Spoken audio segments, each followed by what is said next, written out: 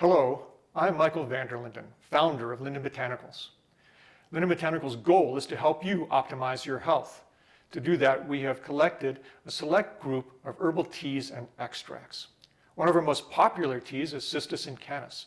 The most common question we get from our customers is, how do I brew Cistus Incanus tea? So today, we're going to show you how to brew Cistus Incanus tea. There are two reputable methods. One is a single brew method, which we will do in a French press. The other is a 3-brew method, which is borrowed from Chinese traditional stepped brewing. All right, so we're going to be doing two methods. The first method is going to be our French press method. That's a single one and done. And then we're going to use our little 2-cupper here to do the 3-step method. This holds 2 cups of tea. It has a little screen for the tea in it. And we're going to go ahead and use that. So we have a measuring cup, some measuring spoons, and a thermometer. All right, let's get started. So we're going to get some water warming up here. We're going to turn on our kettle here. It's just a regular kettle. The kettle I'm going to do for the French press. So we've got a French press here. Let me bring them down. All right.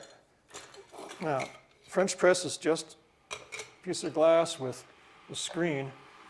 In our French press,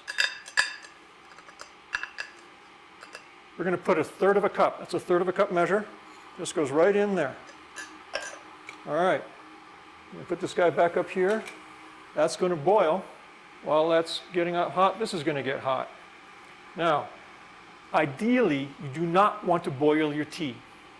The French press method is going to be easy because we're going to get the water to boil. We're going to take it off boil and let it sit for about a minute.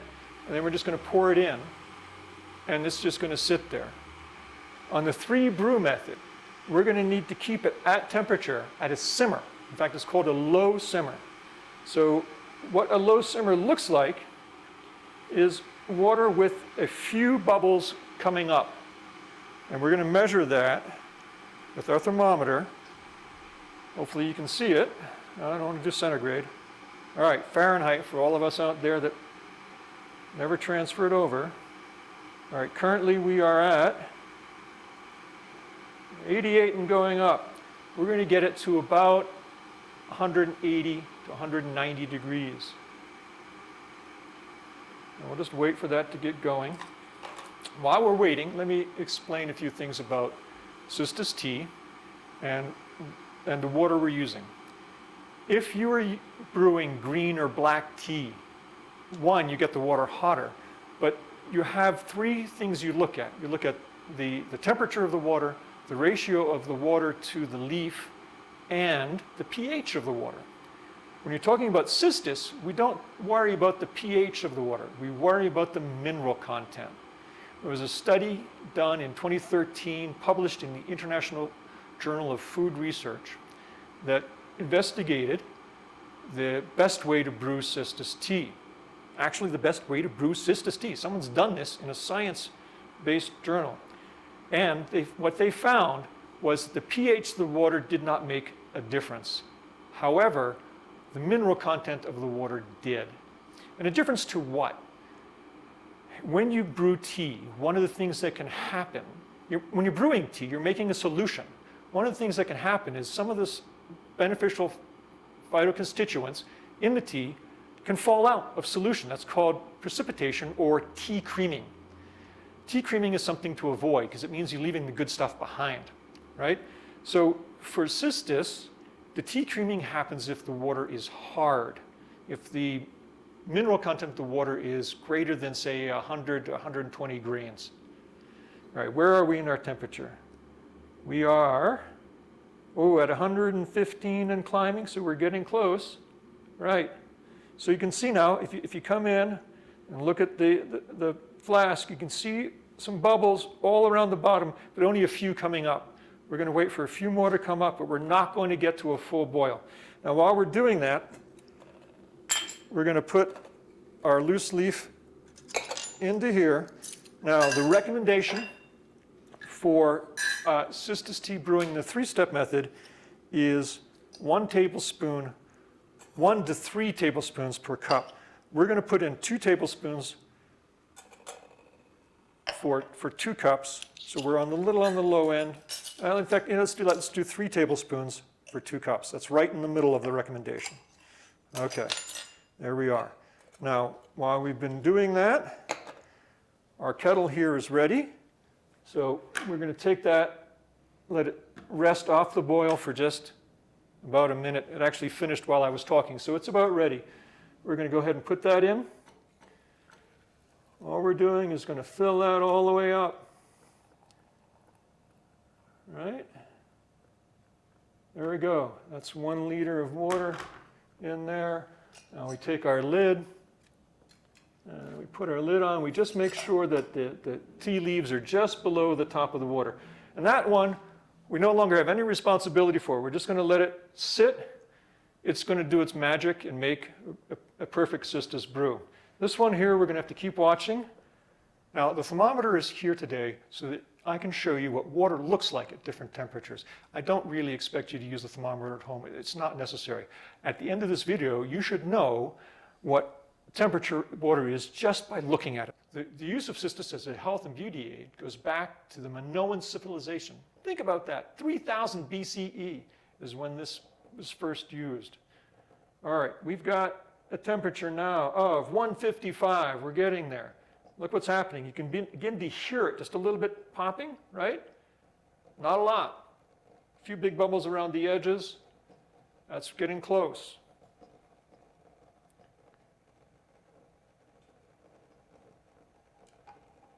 We are at 175. You can hear it picking up a little bit. Now look, see big bubbles around the edges, really big bubbles around the edges, but not boiling boil yet.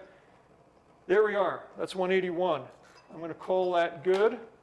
We're going to take that, just pour it into our little 2-cupper.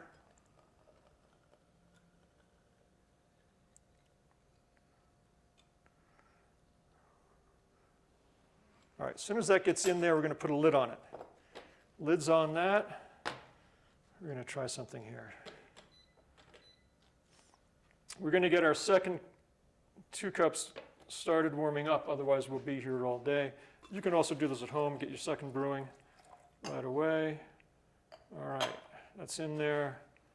Let's get that one going on the back burner. This front burner is just too large.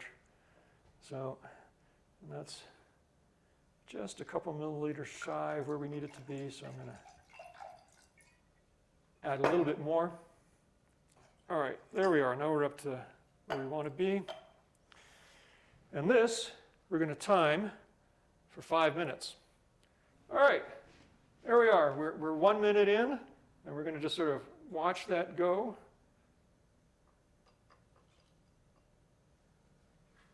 And we're going to heat the other water while we're watching. So I was saying, Cistus Incanus comes from Mediterranean. However, the home of Cistus Incanus is Crete. Now, that's important because although you can buy Cistus from Spain or from Albania, and it can still be called Mediterranean Cistus, it's not the same as the Cistus you're going to get from Crete. Crete has a unique terroir. And our Cistus comes from the mountains of Crete, which is even more unique than if it were grown, for example, in the greenhouses down in the lowlands of Crete. Our time is up. We're going to take the first batch. We're going to pour it in to our big pitcher. Great. Now, our second batch has reached temperature.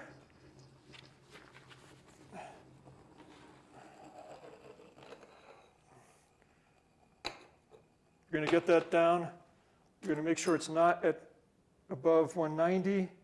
We are at 194. We're going to let it cool down just a little bit. So if it gets too hot, you let it cool down. But what you've noticed was the bubbles were large. It had reached a full boil. So we need to let that go down just a bit. It has. We're going to pour the second 2 cups in here. Now look, I'm pouring the second 2 cups right over the same tea. The same 3 tablespoons. That's the whole point of this 3-brew method. You use the same leaves 3 times. And that is so that if there's anything left behind on the leaves because of tea creaming, because of precipitating out of solution, you're going to be washing those leaves and putting it into the next batch. Speaking of the next batch, we're going to start up our third round heating. And we're going to start our timer on our second batch there. Our second batch is now being timed. Our third batch of water is now being heated. And this is the three-step method. It is involved. It will make sure that you don't leave anything behind. But it's so involved compared to, look, I want you to take a look at our French press. You see the leaves are beginning to fall? When those leaves have fallen, it's done. And what did I have to do? I just poured water into it, and I could walk away, do whatever I want, and come back. This we have to pay attention to. Now, if you have hard water and you can't filter it, by all means, use the 3-brew method. We're going to turn that down just a little bit. It's bubbling a little bit too much. All right. Don't over boil your tea. You'll wreck the antioxidant content. You want to keep it, as I said, just to a low simmer. We're doing it with labware and with timers and with measuring cups. Once you've done it once or twice precisely, you'll get a feel for how to do it by eye. You'll know how much tea is 3 tablespoons, for example. It'll be, like there in your pot. You'll know it. So I really do want you to find a relaxed way to make it.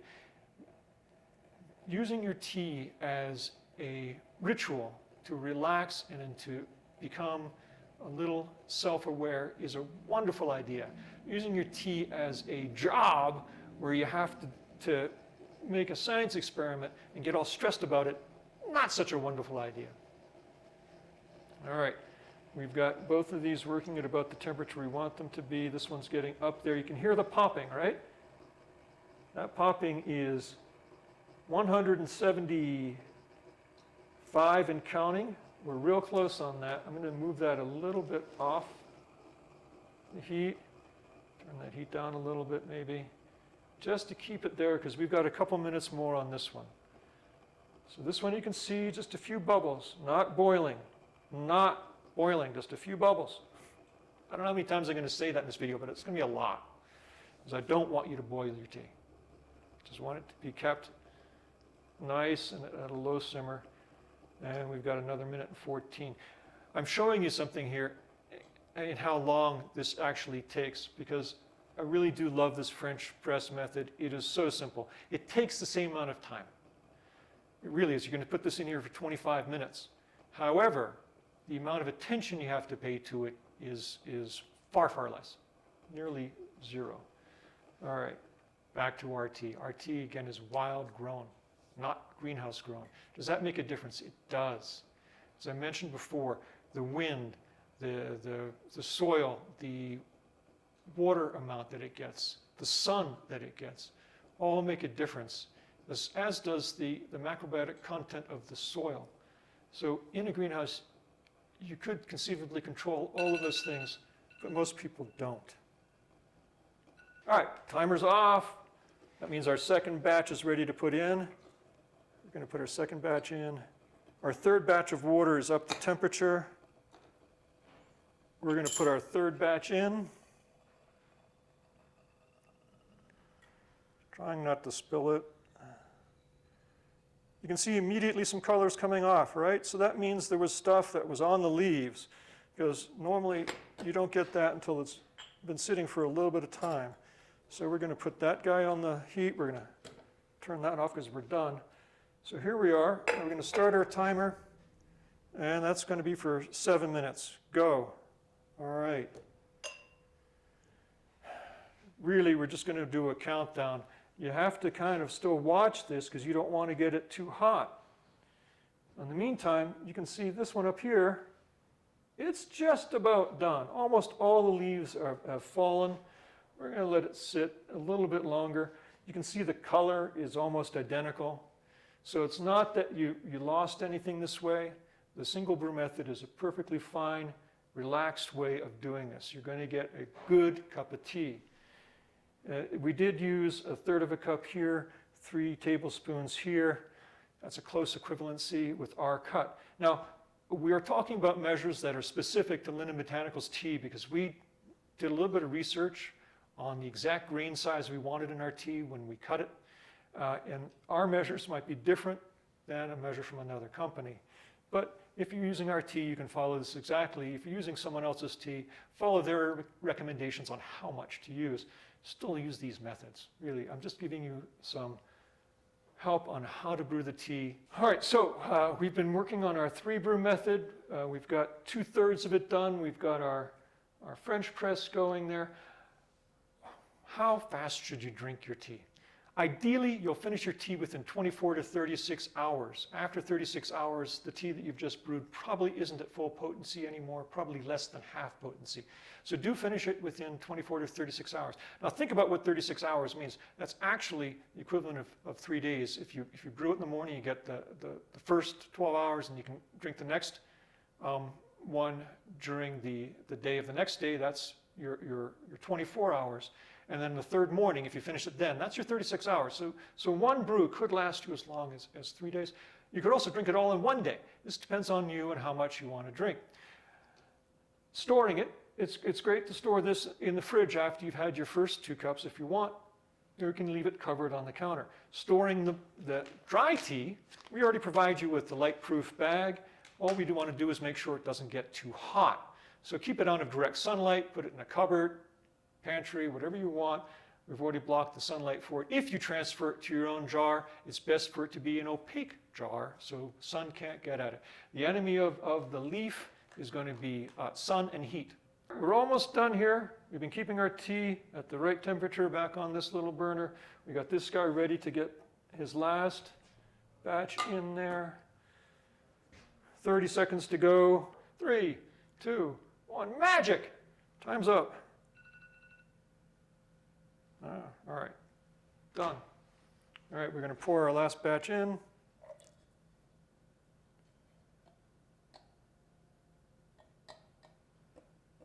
Ooh, that is one full batch.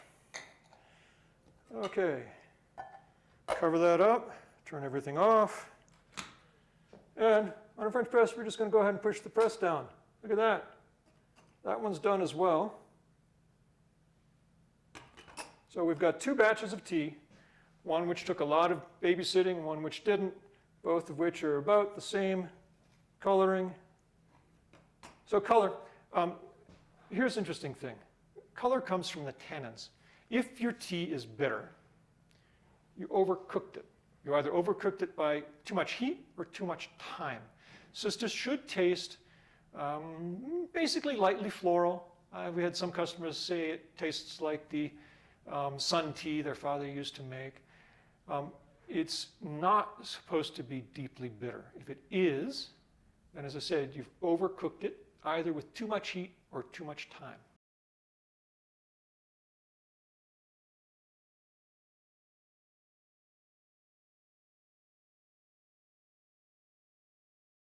So hopefully you've learned how to make Cistus tea.